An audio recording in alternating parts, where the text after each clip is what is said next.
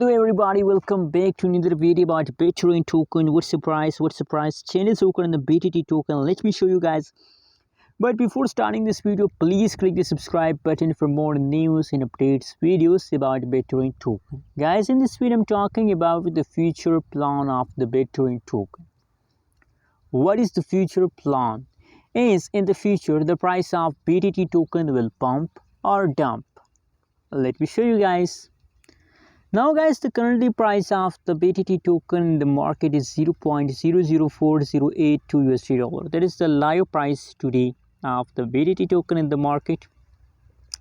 And the other side, if we talk about the changes occur in the BTT token, so now completely guys, the changes is a negative going wrong. Last 1 hour, last 1 day, last 1 week, the whole changes of the Bittorrent token is going wrong.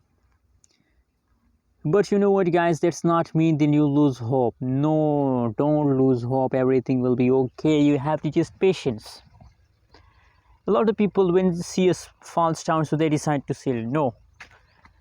But I believe when the price falls down, so you have to happy. Because after falls there is a jump. After falls there is a jump.